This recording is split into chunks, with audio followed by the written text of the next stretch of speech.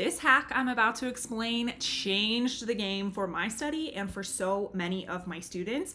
So if you are new to habit reading and science, we're going to talk about the coolest thing, which is habit stacking.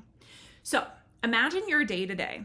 As a normal human being, you are not actively deciding every single thing you do throughout the day. You have tons of habits, right? Whether it's filling a mug with coffee before you head out the door, or turning on the coffee pot before you go to bed, or prepping meals on the weekend so that you have lunches, or even like brushing your teeth with your right hand while you're standing on one foot, whatever it might be.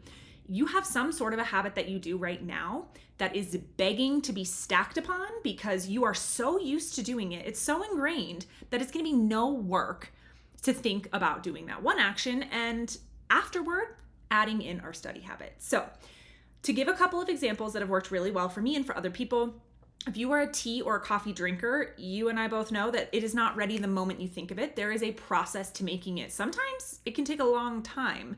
So if you are making a cup of tea in the morning and your process is that you get the tea out and then you turn on the kettle and then you go wander around the house a little bit and then come back, pour it, wait another 5 minutes, all of that time can be spent studying because you're not really using it for anything else. If you really think about what you do during that time, can you tell me what you do? It probably is puttering around the house, looking at your phone, grabbing some stuff out for breakfast, but there's usually not already something stacked upon it. It's just sort of dead time that you don't really do anything with.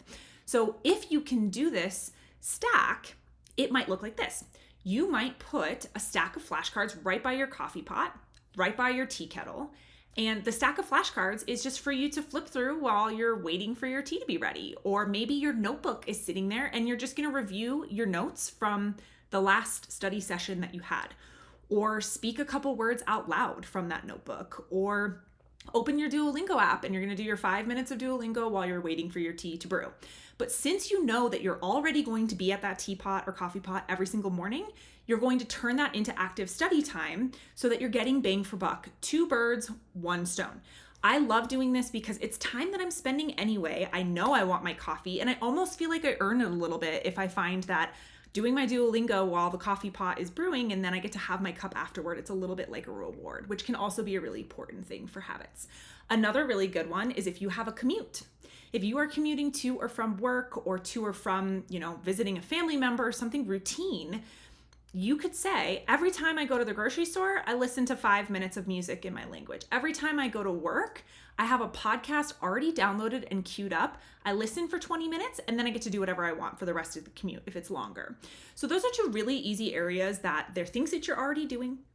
You can just stack this on whatever that language task might be that you're trying to work on in the car. Things that are listening are really good, or practicing speaking to yourself can also be decent for pronunciation. But whatever it might be, just thinking about what are the things I do rain or shine every single day in my daily life, and is there any space for me to stack something on it that's not going to cause my brain to shut down? For instance, if you're working and you're saying, I'm going to be on a call with my boss and also working in my workbook, not a great plan, right? But if there's something that you're doing, cleaning the house, and you want to listen to a podcast, great. The house needs to be clean. You put that on and you're getting 2 things done at once because you don't need a lot of brain power to be scrubbing dishes. So find a couple of things that you can do where you could do just one for this month, but you can list a couple things out until something feels right, and pick one of your study tasks that you put on your study plan from the 4 pillars to do with that task. It doesn't have to be really long. It doesn't have to move the needle in some significant way necessarily, but even if you just start with the coffee pot or while you're making breakfast in the morning with 5 minutes of learning your language, if you did that even every other day of the week, you're knocking out a lot of really good practice without really doing any extra work. So take a look at what you're doing day to day. It might be a little surprising how much time you're spending in routine mode, but that's a good thing because that means that each of those routines you could probably stack your habit before or after for learning a language, and you can sneakily get about 15 minutes of study in a day without breathing hard at all. So I'm excited to find what you find in your day-to-day schedule.